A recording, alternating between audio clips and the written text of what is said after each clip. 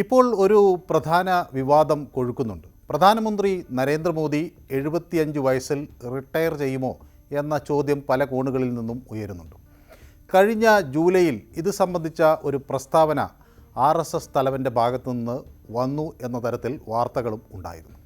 എന്നാൽ ഇപ്പോൾ ഏറ്റവും ഒടുവിൽ RSS തലവനായ മോഹൻ ഭാഗവത് ഈ കാര്യം വ്യക്തമാക്കിയിരിക്കുന്നു.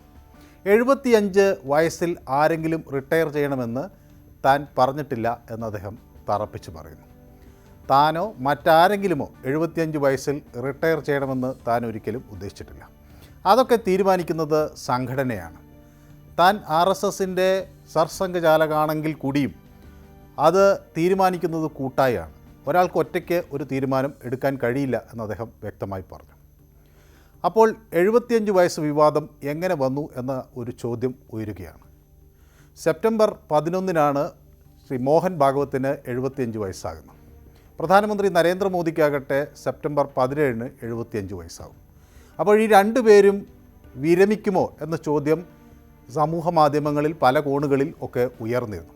ഏതായാലും അതിനെ സംബന്ധിച്ച ഒരു വിശദീകരണം ഇപ്പോൾ വന്നിരിക്കുന്നു.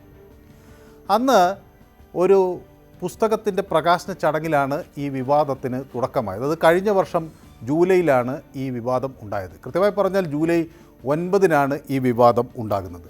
മോറോപ്പൻ പിംഗ്ലെ എന്ന RSSൻ്റെ ഒരു സമുന്നതനായ നേതാവ് ഇതിനെ സംബന്ധിച്ച ഒരു പുസ്തകമാണ് അന്ന് പ്രകാശനം ചെയ്തത്. ഈ മോറോപ്പൻ പിംഗ്ലെ ആർക്കിടെക്റ്റ് ഓഫ് ഹിന്ദു റിസർജൻസ് എന്ന ഒരു പുസ്തകത്തിൻ്റെ പ്രകാശന വേളയിൽ ആണ് മോഹൻ ഭാഗവത് ഒരു പ്രസ്താവന നടത്തിയത്. അത് സത്യത്തിലൊരു പ്രസ്താവനയായിരുന്നില്ല. അന്ന് ആ പുസ്തക പ്രകാശന ചടങ്ങിൽ അദ്ദേഹം ഈ RSSൻ്റെ ഒരു പ്രമുഖ നേതാവായിരുന്ന, അല്ലെങ്കിൽ ആ പുസ്തകം ആരുടെ ജീവചരിത്രമായിരുന്നോ അദ്ദേഹത്തെ സംബന്ധിച്ച് ചില പരാമർശങ്ങൾ നടത്തുകയായിരുന്നു. അതിൽ അദ്ദേഹം പറഞ്ഞത് ഈ മോറോപ്പൻ പിംഗ്ലെ പലപ്പോഴും സദസ്സുകളിൽ തമാശകൾ പറയുന്ന ഒരാളായിരുന്നു എന്ന് അദ്ദേഹം ഓർമ്മിക്കുകയാണ്. പലപ്പോഴും പിംഗ്ലെ സംസാരിക്കാൻ വരുന്നതിന് മുന്നേ തന്നെ ആളുകൾ വേദിയിലിരിക്കുന്നവർ ചിരിച്ചു തുടങ്ങുമായിരുന്നു എന്നതും അവിടെ അനുസ്മരിക്കുകയുണ്ടായി. മാത്രമല്ല, ഒരിക്കൽ മോറോപ്പൻ പിംഗ്ലെ തന്നെ പറയുന്നുണ്ട്, താൻ മരിച്ചാൽ ആളുകൾ അത് പെട്ടെന്ന് വിശ്വസിക്കില്ല. അങ്ങനെയൊക്കെ തരത്തിലുള്ള ചില തമാശകൾ അദ്ദേഹം പല ഘട്ടങ്ങളിൽ പറഞ്ഞു. അതിൽ ഒന്നായിരുന്നു അദ്ദേഹത്തിന് അന്ന് RSSൻ്റെ മറ്റൊരു നേതാവായ HV ശേഷാദ്രി അദ്ദേഹത്തിന് ഒരു ഷാൾ പുതുപ്പിക്കുന്നൊരു സാഹചര്യത്തിൽ മോറോപ്പൻ പിംഗ്ലെ പറഞ്ഞു, ഇങ്ങനെ 75 വയസ്സൊക്കെ കഴിഞ്ഞാൽ ഒരു ഷാളൊക്കെ കിട്ടിത്തുടങ്ങിയാൽ അതിൻ്റെ അർത്ഥം പിന്നീട് താൻ വിരമിക്കാൻ ഉള്ള ഒരു സമയമായി, അതുകൊണ്ട് ഇനി മാറി നിൽക്കേണ്ട സമയമായി എന്ന് തന്നെ ബോധ്യപ്പെടുത്താനാണ് പലപ്പോഴും ഈ 75 വയസ്സ് കഴിഞ്ഞ ആളുകൾക്ക് ഇത്തരം ഷാള് പുതുപ്പിക്കുന്ന ഒരു രീതിയൊക്കെ ഉള്ളതെന്ന് അദ്ദേഹം വളരെ തമാശയായി പറഞ്ഞിരുന്നു. ഈ കാര്യമാണ് RSSൻ്റെ സർസംഘചാലക് അദ്ദേഹത്തിൻ്റെ ഈ പുസ്തക പ്രകാശന ചടങ്ങിൽ പറഞ്ഞത്. പക്ഷേ അത് മാധ്യമങ്ങളിൽ വന്നത് 75 വയസ്സായാൽ ആളുകൾ കോൺസ്റ്റിറ്റ്യൂഷണൽ പദവികളൊക്കെ വഹിക്കുന്നവർ മാറി നിൽക്കണം എന്ന് സർസംഘചാലക് പറഞ്ഞു എന്ന തരത്തിലാണ് വന്നത്. ഇത് അടുത്ത ദിവസങ്ങളിൽ തന്നെ രാം മാധവിനെ പോലുള്ള RSS നേതാക്കൾ അങ്ങനെയല്ല ഉദ്ദേശിച്ചത് എന്ന് തിരുത്തിയെങ്കിലും പക്ഷേ അത് വേണ്ടത്ര ശ്രദ്ധ പിടിച്ചു പറ്റിയില്ല. 75 വയസ്സിൽ പ്രധാനമന്ത്രി റിട്ടയർ ചെയ്യണം എന്നാണ് RSS മേധാവി ഉദ്ദേശിച്ചത് എന്ന തരത്തിലൊക്കെ ഉള്ള വാർത്തകളും അത് സംബന്ധിച്ച വിവാദങ്ങളും അങ്ങനെ പരക്കുകയുണ്ടായി.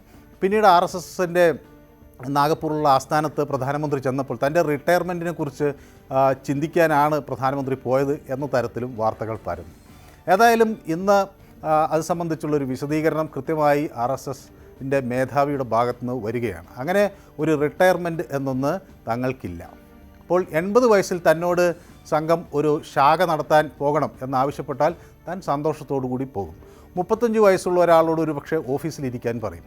അതൊക്കെ സംഘടനയാണ് തീരുമാനിക്കുന്നത്. അങ്ങനെ ഒരു വ്യക്തിയല്ല ആ കാര്യങ്ങൾ തീരുമാനിക്കുന്നത്. എന്താണ് സംഘടന തങ്ങളോട് ആവശ്യപ്പെടുന്നത് അത് ചെയ്യാൻ മാത്രമേ തങ്ങൾക്ക് കഴിയൂ.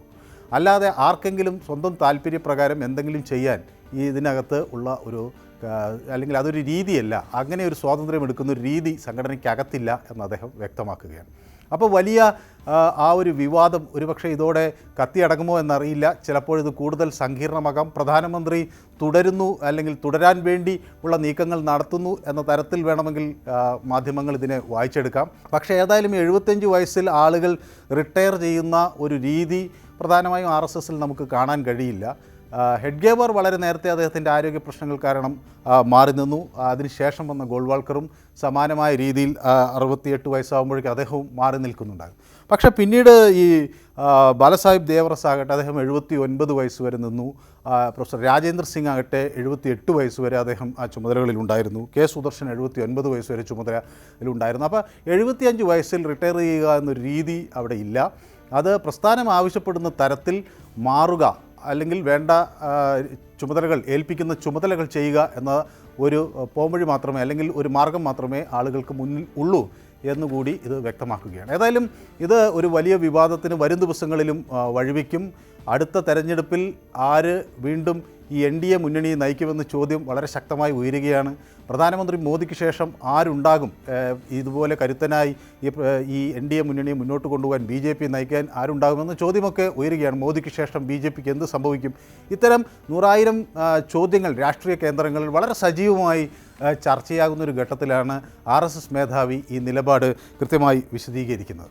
അപ്പോൾ പലപ്പോഴും ഇങ്ങനെ വേദികളിൽ തമാശകൾ വളരെ കൃത്യമായി പറഞ്ഞിരുന്ന മൊറപ്പന്ത് പിംഗളയുടെ ഒരു വാക്ക് ഉദ്ധരിച്ച് പറഞ്ഞതാണ് ഈ വിവാദത്തിന് ഒക്കെ കാരണമായത്. ഏതായാലും മൊറപ്പന്ത് പിംഗളെ RSSനെ സംബന്ധിച്ചിടത്തോളം വളരെ സമുന്നതനായ ഒരു നേതാവായിരുന്നു. ഒരു ഘട്ടത്തിൽ അദ്ദേഹം സർസംഘചാലക് പദവിയിലേക്ക് വരുമോ എന്നുവരെ ആളുകൾ ഉറ്റുനോക്കിയിരുന്നു. പിന്നീട് അതുണ്ടായില്ല.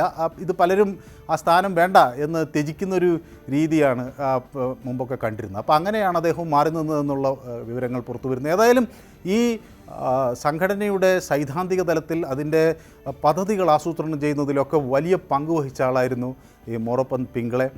പ്രത്യേകിച്ച് രാമജന്മഭൂമി വിഷയവുമായി ബന്ധപ്പെട്ട് ഉള്ള രാഷ്ട്രീയ നിലപാടുകൾ എടുക്കുന്നതിൽ, അതിൻ്റെ പദ്ധതികൾ ആസൂത്രണം ചെയ്യുന്നതിൽ, ഏകതാ യാത്ര നടത്തുന്നതിൽ, അങ്ങനെ ആ കാലഘട്ടങ്ങളിലുണ്ടായ വലിയ പദ്ധതികളിലൊക്കെ അദ്ദേഹത്തിൻ്റെ ഒരു നിർണായകമായ പങ്ക് ഉണ്ടായിരുന്നു. പലതും അത് ഇത്തരം പദ്ധതികൾ അദ്ദേഹത്തിൻ്റെ ബ്രെയിൻ ചൈൽഡാണ് എന്ന് ആളുകൾ കാണുന്ന ഒരു രീതിയും ഉണ്ടായിരുന്നു. ഏതായാലും ഇപ്പോൾ ഈ വിവാദം കൊഴുക്കുമ്പോൾ 75-ൽ പ്രധാനമന്ത്രി റിട്ടയർ ചെയ്യില്ല എന്ന സൂചന നൽകുന്നു എന്ന് വേണമെങ്കിൽ വായിച്ചെടുക്കാം.